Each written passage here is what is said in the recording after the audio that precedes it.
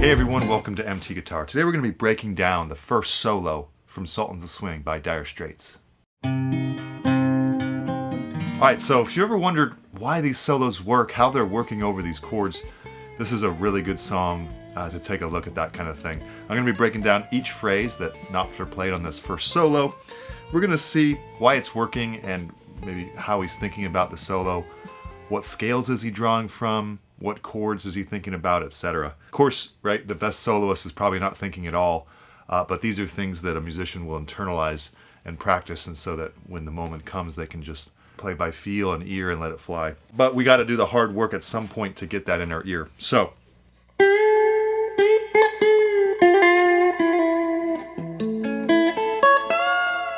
right, so beautiful phrasing here. What I tell a lot of my students is, let's first take a look at the chords being played, because you get a sort of a better idea of how to approach the solo if you know the chords behind your phrasings, right? So we know this song is in D minor, right? That's the sort of the lead phrase, but here, ba-da-ba, that's B flat, that's C, okay? Now when the solo starts, we actually go D minor, C, B flat, A.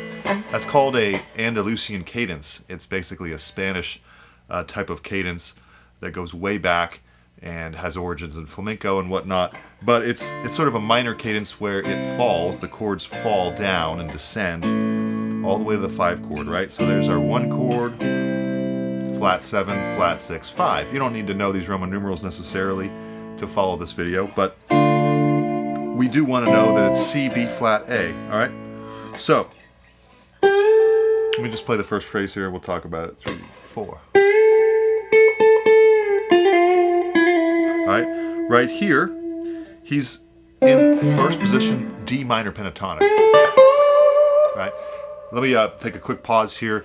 If you want to learn the solo note for note, maybe the easiest way to do that would be join the Patreon, where I'll have this tabbed out for you. And very important, the backing track is going to be on there as well. That's going to be a great resource for you to play over.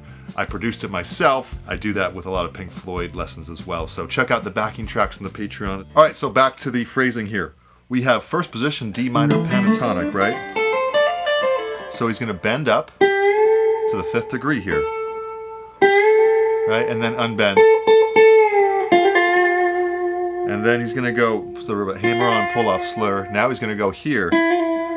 9, 10, 9 on the frets here. Now that's landing on the A chord. Now if you know your triads, you'd see that this is a chord tone from this A triad here, right? Here's an A note, 12th fret, A string. There's a nice little A major triad. If you just know A as being right here, this strap is not behaving, then you would want to learn your other triads. So you got A, you can kind of go up here and eventually find your way up here. There's different ways to approach learning triads, but he is playing a chord tone, right, of that A. It's the 5th of the A. So, okay, speaking of A, if you know your arpeggios, here we go. He hits harmonics in the 12th frets. So these are A triads here. Sometimes my students ask, well, why do we need to know all the scale degrees and everything? Well, if you know the 1s, 3s, and 5s, you know the arpeggios, right? So he's going to play every 1, 3, 5 that's possible in this area. This is the C shape of A, okay? All the way up here. And then he's going to bend, anticipating the D minor that's coming. So he's at the A chord over all this. He's going to bend kind of to this note of the D minor pentatonic. So he's getting there early, anticipating, and then landing perfectly in perfect timing over that D chord. Speaking of arpeggios and chord tones, now he's going to descend, meaning going down this first, position of D minor, which is the E minor shape. Okay. Now he lands on the root. Now here is a C note. Well, that's over the C chord. It's a flat 7 note. It's also the flat 7 Roman numeral. B flat, can you guess what chord is happening over this note? Well, it's the B flat, right? So he's just hitting the root notes of all these chords. Now, last but not least, the A. That's called an enclosure. He's going to play a half step above, slide up to it. So from here, beautifully outlining the A and then D minor, and then C, B flat, A, as the chords go by. Now, the next part of the song is band is blowing Dixie, double fourth, right? F to C to B flat.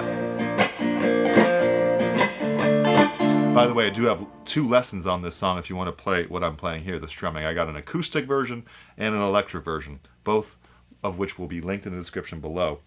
Anyway, back to what I was saying here. We got F to C to B flat, all right? And then it goes D minor, B flat to C twice. This is a beautiful riff here. Right? Wow. So, here we are in D minor pentatonic. And if we want to know the relative major, we have to go to the flat 3 or the second note of the minor pentatonic scale. Right? It's the flat 3 of D minor. Here's F. So there's an F note right there. There's an F octave. Okay? And now he's going to go kind of an Allman Brothers riff here, although many guitarists use it. But basically, here's an F triad. Right? So he's going to bend to that 3rd degree of F. Here's the 1, 2, 3. Here's the 5 with his pinky.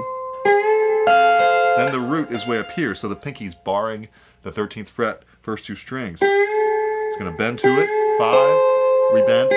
Now the 1, 5, and 3. Okay? Back to the root. Now the next chord is C. Absolutely gorgeous. He goes way up here. Here's a C triad. So he's playing with these triads, right? Band is blowing Dixie, double 4 time. So the riffs are now going to center around these triads, okay? Now, B flat's next.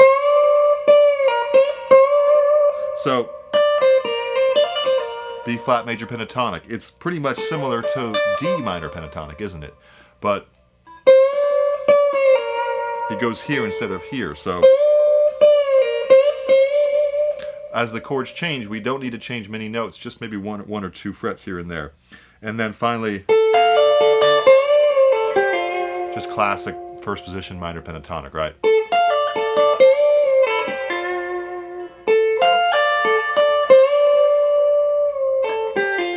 Okay, now here's a B flat triad. And he's going to go arpeggio. So after here, then he goes up a whole step to C. Here's a triad here. Right? To the slide to the 5th. Back to B flat. One more time. He's basically playing C major pentatonic here. Here's C major, right? There's the G shape of it, but he's going to slide to the E shape of it. That's part of this E shape of C right here, this triad. To land on the D minor, to go back to the hook, which I'll also tab out in the Patreon. That's a D minor, C, B flat, F, F, C, C, F, C, all triads.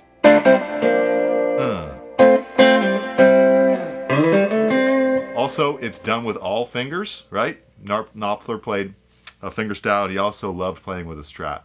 So this is a Strat. He said this song really came alive when he plugged in the Strat. And really just epic song. We're going to do the second solo at some point, but this is a fun way to really get going. Hopefully this makes sense in terms of how do we get, you know, our minds wrapped around where are these solos coming from? Well, a lot of times they're coming from the triads. They're coming from the scale as well, right? We have the D minor pentatonic scale, but as the chords change, we don't just stick to the scale only. We play those chord tones. So that's my pitch there. Do check out the Patreon. Well, the solo will be fully tapped out, and I really appreciate your support there. Thanks to all the patrons. Go ahead, subscribe, hit the thumbs up and the bell icon, and we'll see you next time. Thanks, everyone. Bye.